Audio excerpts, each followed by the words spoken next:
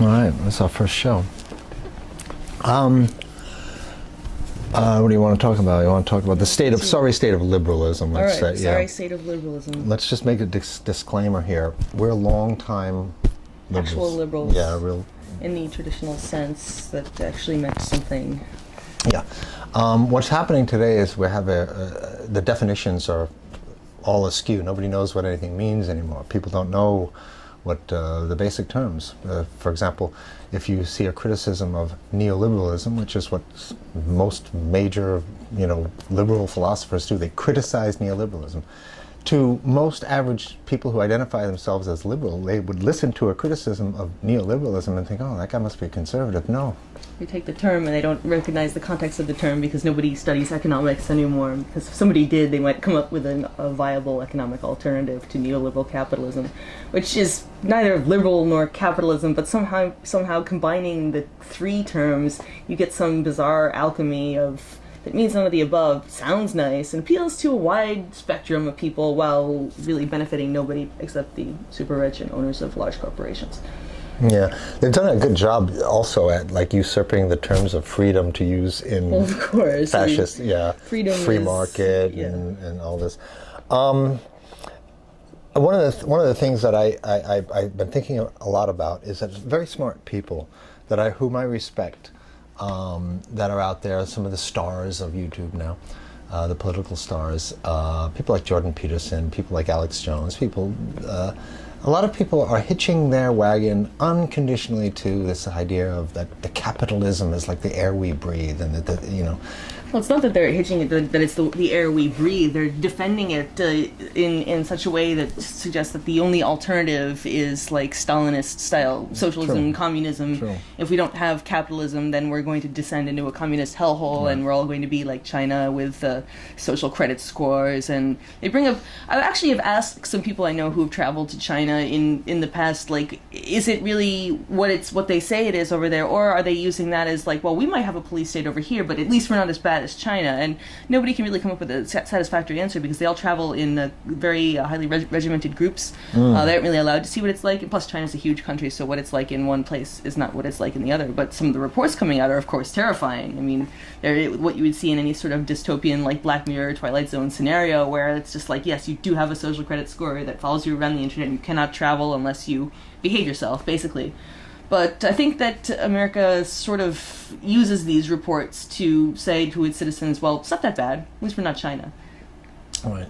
And what I was thinking about, though, about this critique of capitalism is that, and it's something I've been thinking about a lot, is that I believe that all of our progress and all of our innovation, all of our intellectual and social advancement, and even our material advancement owes its origins to the wellspring of the original philosophers that got us out of the dirt, and and that got us, changed us from creatures that were beating each other over the heads with clubs. It's the original philosophy that does it, and that. Well, yeah, when they credit capitalism with innovation, it's sort of totally discounting the idea of human it links human progress to capitalism in a way that is completely artificial. Because, as you said before, these people are not creating their inventions because they expect to be compensated for them. They're creating their inventions because they want to see progress be made in whatever technological sector they're working in. They have dreams. They have ideas of what humans might be able to accomplish someday that are completely untethered to any sort of expectation of financial reward. Yeah, and this capitalism, this philosophy that is the thing that is the wellspring for everything, is, I believe, in the ownership in the public commons. We all own it because, it's hard to distinguish where one idea ends and the other one begins. It's a flow. It's a continuous flow of ideas, going back to Aristotle and even before, Socrates. I mean, there was many philosophers prior to that. What I'm saying is that if I have a great philosophical idea, it might not necessarily be my idea. It might be something that I have learned from the past. So the point is that since all things flow from our philosophical understanding, and since that should be the public commons, the public ownership of it, therefore, how can I make a distinction between the things that flow from this original philosophical effort, right? That is a public, humankind owns it, right? Not individual philosophers. They might claim that they have an idea. And there are some ideas that are genuinely new ideas, but most ideas just build on the previous ideas. If that's the case, and we all own, it's a public commons, how do you distinguish then all the things that flow from it, like the material goods? I mean, do you think Mark Zuckerberg really deserves to have $90 billion? Well, like, he obviously, he stole all his ideas from other people, so he's a particularly egregious example. But yes, indeed, the flow of human innovation is that just because somebody has a patent on a particular thing, like they're still using all of what came before and building on top of what came before, and trying to partial that information off and make it so it's inaccessible without paying a fee is really, you're just putting your foot on the neck of human innovation and trying to force it through a tube. And just like the ideas that are syntheses of other ideas, because the empirical mind, the empirical philosophy says that you are only the subtotal of the stuff that's entered your eyes and ears, and that's it. And the best you can do to create a new idea is to synthesize existing ones into something that's new, but it's not really new. Yeah, it's the same thing with reaching for a validation of your ego by saying, I'm going to come up with a wholly my own idea that you're not going to get anywhere with that. Not even that. It's not even the ego thing. I mean, yeah, I'm sure that's a part of it, but I think it's just more like it's just not right. It's just not your idea. Yeah, you're lying to yourself and you're lying to everybody else. Yeah, I mean, it's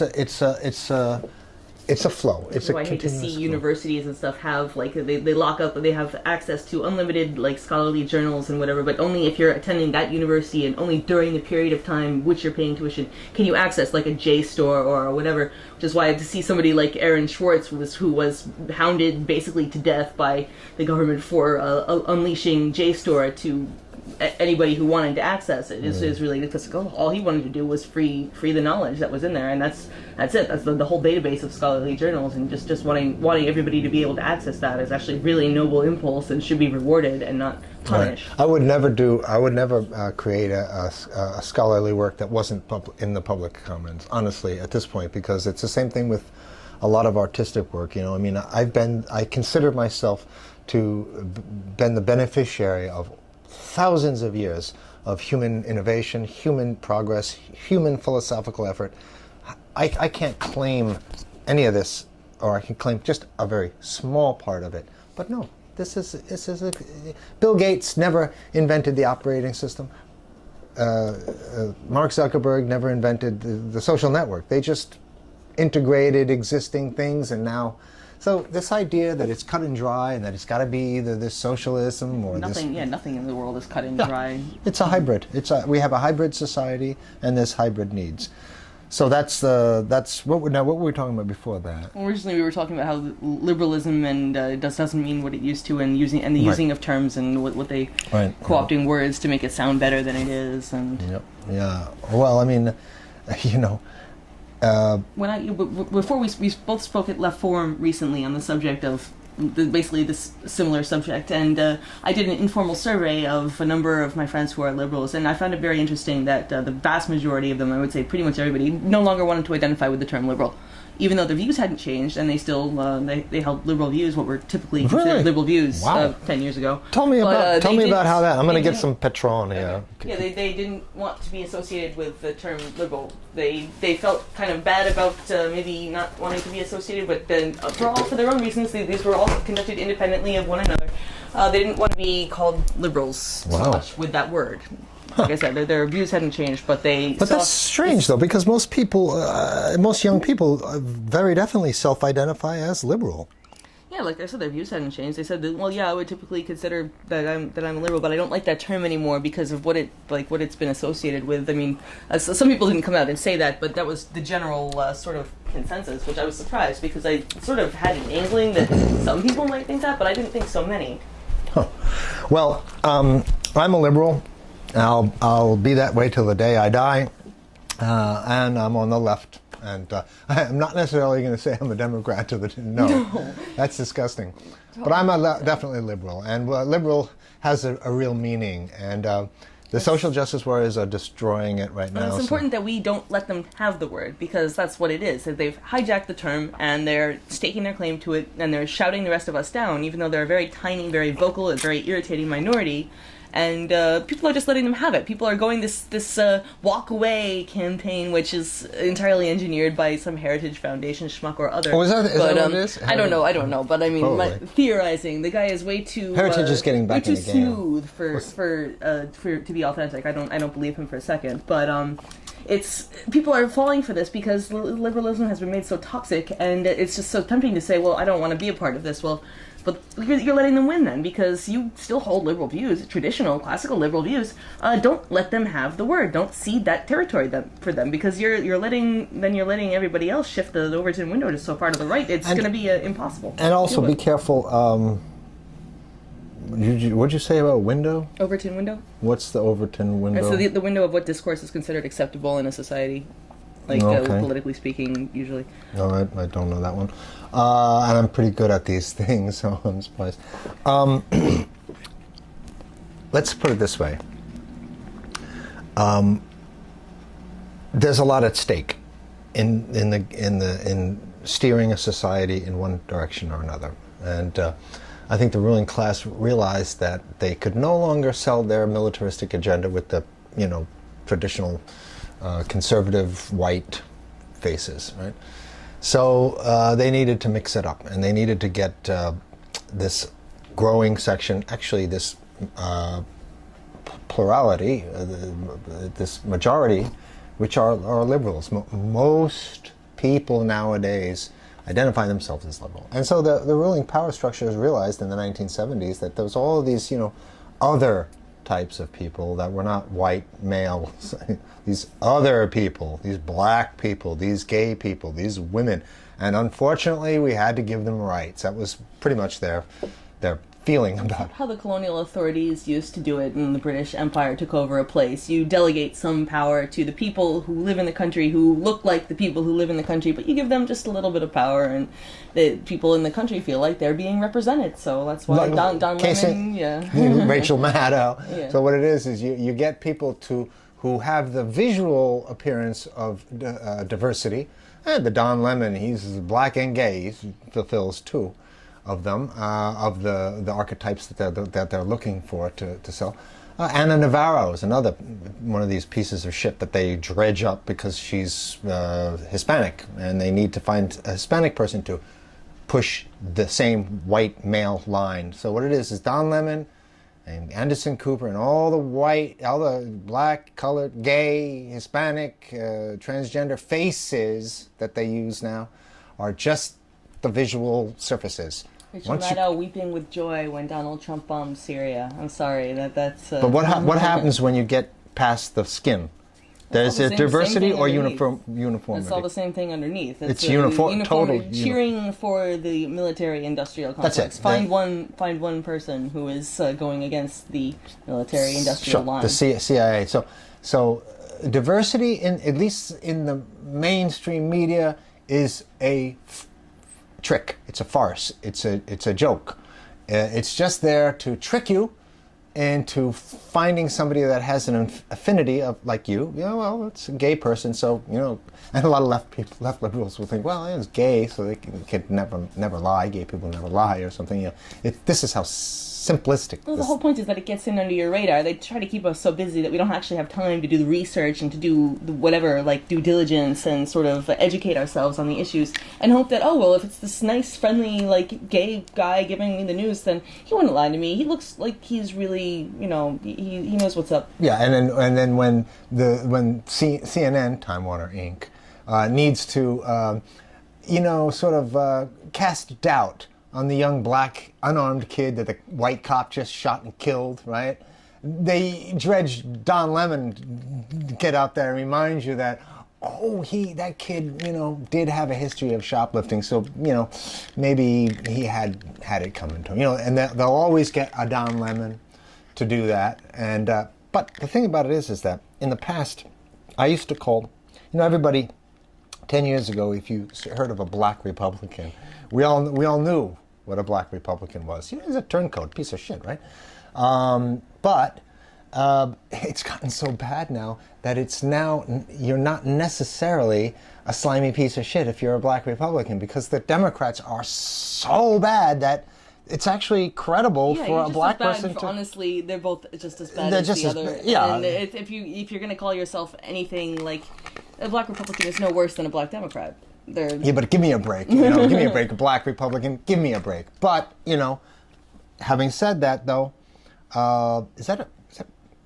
That's a dead cockroach. Okay.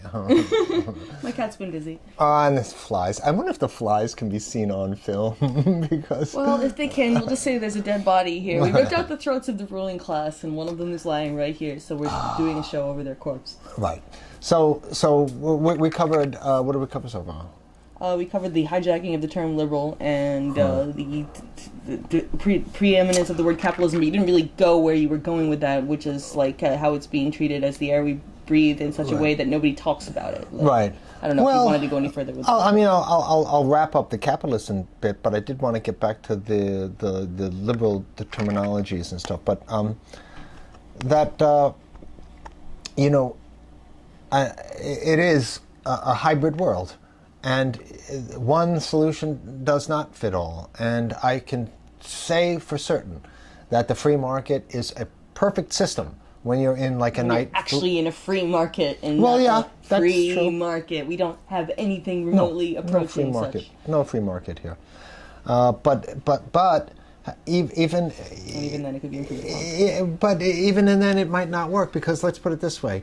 You're not talking about a night market in some Asian country where they're selling food stalls. They have food stalls and everybody's getting food there at the night market. Yes, that is the perfect free market system. The people are going to let their taste buds determine. Their pocketbook is going to help them make that decision.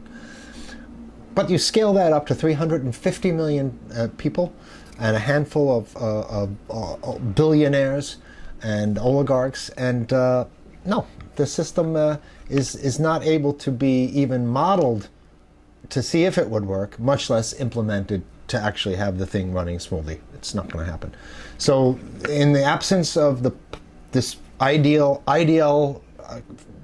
free market, that this ideal capitalism that they always say we've never had. This is the same thing they say with communism and socialism. Well, the reason why it didn't work is because we never had. Well, they say the same thing about capitalism. You never can. You can't. A system cannot run in a vacuum. There's always human influence, and there's always a lot of other determining factors. I mean, as for socialism, there's always capitalist governments, making sure that it never gets a chance to be tried properly, especially in South America and Central America. Sure. And as for capitalism, there's always it's just the human factor. In either case, is just you're assuming the humans are just going to be this transparent thing through which an ideology can function. No, there's always going to be differing motivations there, stopping the thing from being perfectly implemented. Sure. And so unless you get some magically virtuous human being who's able to run a country without being in any way venal or having personal interest in profiting from it, then you don't get pure socialism or pure communism. You have to have a hybrid system, something that takes the best of both worlds.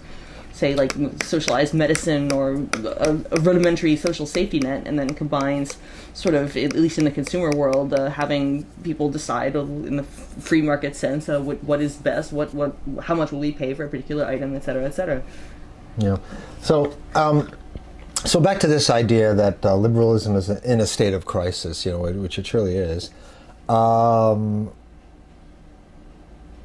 What are you seeing out there, like on the streets? Like what's your evaluation of the average liberal that you're seeing, that you converse with? What's happening there? Well, people are actually, at least the ones that I talk to, are more upset about the state of what they see as liberalism. And then the ones I don't talk to, the ones I see on television, or not even television, because I have a television, the ones I see on clips appearing in massive protests, who are basically push-buttoned into being some sort of the term you used was wind-up doll, but that was describing ISIS, not describing modern liberals. However, the principle is the same. Just to be turned out into the streets to protest. People I know who consider themselves liberals see that the term has been hijacked and it no longer means what it used to, and they are despairing of being able to reclaim the term because these people are much too vocal, they're too coordinated, and that's what makes me think that it is an outside force directing it, because these people are not getting their ideas independently. I think we could beat the social justice warriors. I think we could beat them. They're pretty stupid. Limp. They're these floppy pod people, like doughy, pasty. No, they're really they're really stupid. And I don't think that and they have can win. no argument because all they do is shout you down when they disagree with you. And I'm sorry, if you have an argument, you get up and you argue that shit, and you argue that shit passionately. And you know what we should do? Like that, they're the ones that are quick to move toward violence now. Yeah. Violence, right? Now, first of all, most of these people, you can kick the shit out of them. They're total pussies, right? But here's the thing: we should get out of this idea of violence, and instead, the next time there's a confrontation, just forget about physical violence. Just challenge them to go down to the Mensa office and take an IQ test. I don't think most major cities have Mensa offices anymore. There aren't enough people with brains. Right. Well, I would say challenge these people to IQ tests.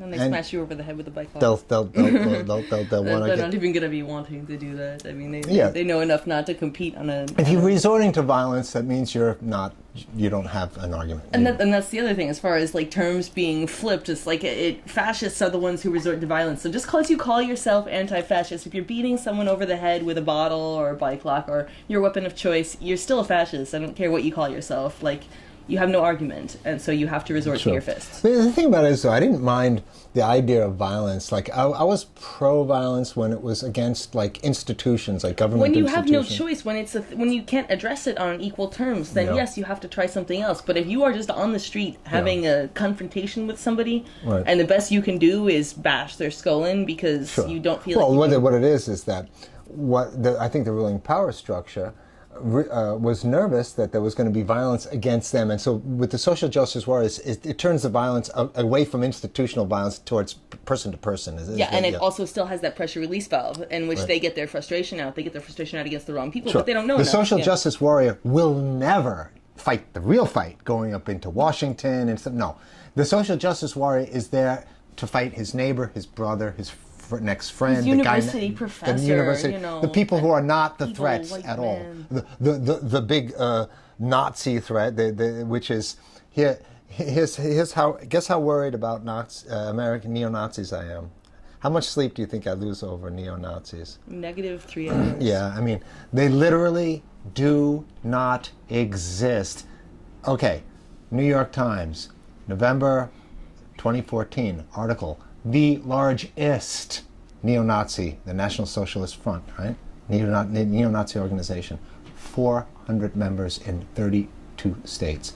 So that means that not even all 50 states have them. The ones that do have, no more than 12. They have to import their Nazis. Average of 12 Nazis per state, like Ohio and Nebraska and stuff. CNN has a visiting Nazi scholarship where if your state doesn't have any, they'll gather them up and bust them in. Look, the bottom line is that nobody had ever heard of Richard Spencer until, of course, CNN rolls up with their satellite truck outside his house and made him a star.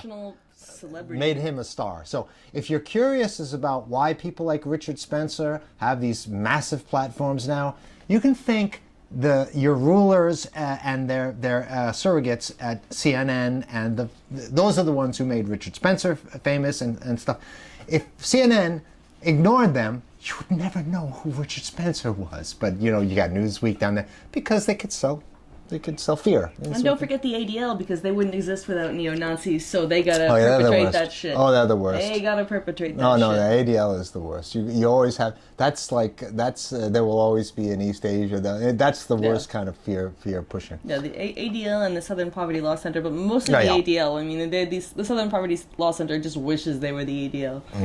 No, it's disgusting. Well, you have the Right Wing Watch, too, which is pretty nasty. Oh, yeah, that's idiots. True. We should break this up into a couple parts. Yeah, I don't know if this is even still recording. Okay, so this is the end of part 1, and then there is more to come. Yeah, and make sure you subscribe, because you're going to get some good stuff. Yes, and make sure you stay subscribed, because YouTube will unsubscribe your ass. Really? Yes, that's true. Wow.